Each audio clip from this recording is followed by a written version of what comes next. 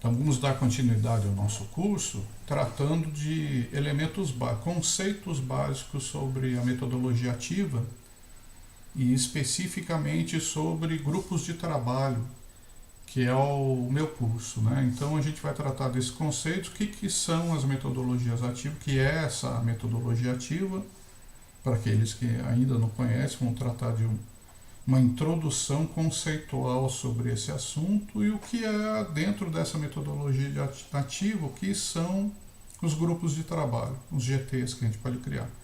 E qual é a importância de trabalhar com esses GTs. Então vamos para os conceitos básicos de metodologia ativa. Então nós temos aqui o modelo mais conhecido que a gente pode citar e praticado nas instituições de ensino é aquele onde o aluno pratica, acompanha, né? A matéria é lecionada pelo professor por meio de aulas expositivas. É o método tradicional, né? Com aplicação de avaliações e trabalhos. Esse método é conhecido como método passivo, pois nele o docente é o protagonista da educação. Então o aluno tem aquele comportamento de esperar a transmissão do conhecimento pelo professor. Já na metodologia ativa, o aluno é o personagem principal e maior responsável pelo processo de aprendizado.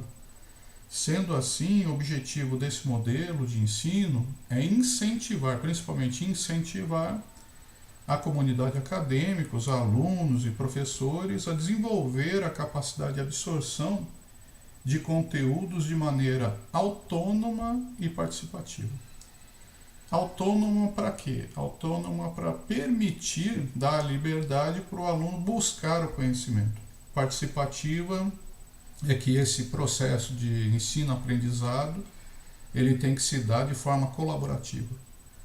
E isso se dá com o nosso curso. Nós vamos tratar de GTs, onde eles tratam dessa colaboração, dessa participação.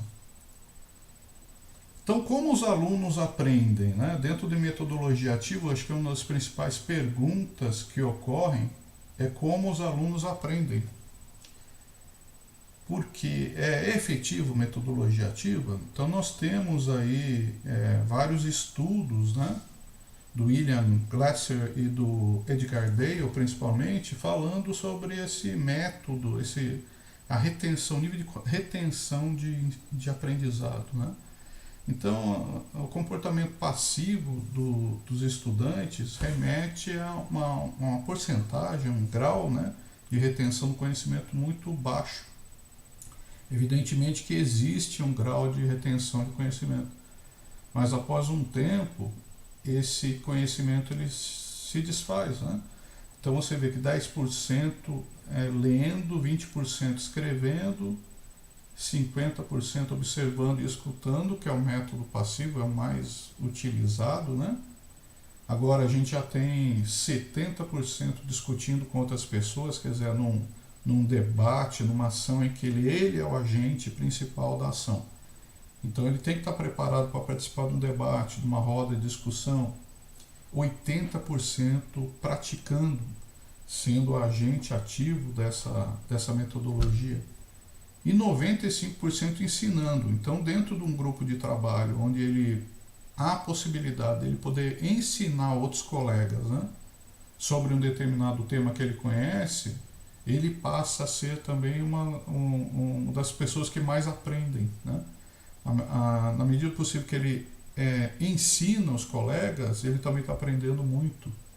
Então, os grupos de trabalho com os alunos autônomos, né, estudando e trabalhando juntos, a forma de aprendizado, o grau de retenção desse aprendizado é muito alto, né?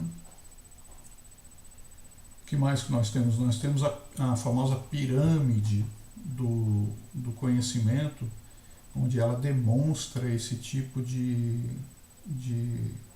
grau de retenção. Então nós temos aqui 10% lendo, 20% escutando, 30% vendo, escutando 50%. Agora, os métodos ativos, né?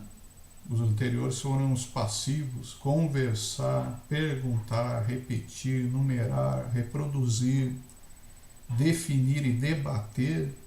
ele já eleva o grau de conhecimento, de retenção desse conhecimento do tema desenvolvido em 70%. Escrever, interpretar, expressar, revisar, identificar, comunicar, ampliar, demonstrar, praticar, colocar a mão na massa, né? Fazer, né? Você aprende fazendo, né? Que é uma técnica, uma frase famosa que o pessoal está usando hoje em dia, né? Os professores. Explicar, resumir, estruturar, definir, elaborar, são ações onde o aluno é o principal agente, né? Então, debater, praticar, ilustrar, mostrar, são ações que o aluno é o centro do processo de ensino-aprendizagem, não o professor. Sendo o professor que está fazendo essa ação e o aluno escutando, sendo passivo dentro desse processo de ensino-aprendizagem, o grau de retenção é menor. Então, as metodologias ativas, elas tendem a possibilitar um processo, um grau de retenção de conhecimento muito mais efetivo do que o método tradicional, o método passivo de ensino. Quais são as principais metodologias ativas na aprendizagem? Então, nós temos algumas metodologias que eu gosto muito, principalmente o PBL, que é a aprendizagem baseada em projetos, que eu uso bastante em sala de aula, que se desenvolve uma proposta de trabalho ou um projeto a ser desenvolvido e esse grupo de trabalho desenvolve esse projeto. Então é muito interessante o PBL porque os alunos eles podem romper barreiras até de conhecimento e aprender coisas que não estavam dentro da proposta na ementa da aula. E eu já vi isso acontecer diversas vezes, né? Dentro dessa proposta de PBL, os alunos extrapolarem o conhecimento e apresentarem soluções que não estavam contidas dentro do ambiente proposto de ensino. Então, o PBL é um trabalho em grupo e tem por objetivo com que os alunos adquiram conhecimento por meio da solução colaborativa de desafios. É extraordinário, eu recomendo a todos mesmo a utilizar o PBL. A próxima método é muito parecido com o PBL também, só que ele é focado em um determinado problema. Então, em vez do desenvolvimento de um determinado projeto, você pode focar, em vez do projeto, em um determinado problema a ser solucionado. Isso pode ser utilizado em qualquer disciplina que a gente tem, né? Em qualquer tema, né? Em qualquer área praticamente. Então, o aluno ele vai ser instigado a resolver um problema. Isso está muito relacionado com o mundo do trabalho, porque praticamente o ambiente hoje empresarial, o ambiente da indústria, ele exige que o profissional bem capacitado ele consiga resolver problemas. Então, se conseguimos treinar os alunos dentro dessa solução, nós estamos possibilitando o aluno, expondo o aluno, capacitando o aluno para ele ser um agente conectado com o mundo do trabalho. O próximo é o estudo de caso. Muito parecido também com o PBL, com o problema, você oferece um caso onde os estudantes vão ter a oportunidade de direcionar sua própria aprendizagem. Ou seja, eles vão explorar os conhecimentos, eles vão fazer pesquisa de um determinado caso de uma forma autônoma, com a condução, evidentemente, do professor, mas o aluno ele é direcionado a resolver ou estudar um determinado caso. Muito interessante essa abordagem. E a técnica que eu vou tratar aqui dentro do meu curso é o TBL, o Team Based Learning, onde o próprio nome, né, ele descreve, se trata da formação de equipes dentro de determinada turma para que o aprendizado seja feito de forma conjunta e compartilhada, colaborativa. Então eu posso até misturar algumas técnicas, né? Vocês estão vendo que eu posso usar o PBL no desenvolvimento de um determinado projeto e eu posso trabalhar em grupo para desenvolver esse projeto. E esse grupo de trabalho ele vai construir o conhecimento dele para atender o requisito daquele determinado projeto, de forma colaborativa e não individual. Isso é bastante importante, porque você pode ter dentro de um grupo diversos tipos de formações ou diversas capacitações e competências dentro desse processo, dentro desse time. E essas competências, eventualmente, elas afloram dependendo do papel e dependendo do tipo de projeto que você vai ter sendo desenvolvido. Então, o TBL é o nosso caso de uso do nosso curso. Quais são os principais benefícios das metodologias ativas, né? Para os alunos, eles trabalhando de forma autônoma, eles adquirem também essa liberdade, né? Essa autonomia, que eu acho muito importante, né? Eles não ficam presos à metodologia do professor, à ideia, ao conteúdo passado pelo professor. Ele possibilita uma gama enorme de conhecimento através dessa autonomia. Desenvolvem confiança, passam a enxergar o aprendizado como algo tranquilo, porque ele é colaborativo, tornam-se aptos a resolver problemas, tornam-se profissionais, consequentemente, mais qualificados e valorizados, né? Tornam-se protagonistas do seu aprendizado. É evidente que o professor vai estar sempre junto, orientando, tutoriando, mas é muito importante se dar conta que dar autonomia, dar a liberdade, transmite que o professor tem confiança no aluno. Isso é muito bom para a relação entre aluno e professor. E quais são os benefícios das metodologias ativas para a escola, por exemplo, né?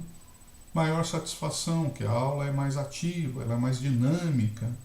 Então, maior satisfação dos alunos com o ambiente da sala de aula, porque ele é um agente ativo dentro desse processo educacional. Melhora a percepção dos alunos com a instituição, eles passam a ter uma relação muito mais forte com a escola. Aumento do reconhecimento do mercado, uma vez que você capacita esses alunos a serem profissionais conectados com o mundo do trabalho, eles vão ser muito mais bem recebidos pelo mercado de trabalho. Aumento da atração, captação e retenção de alunos.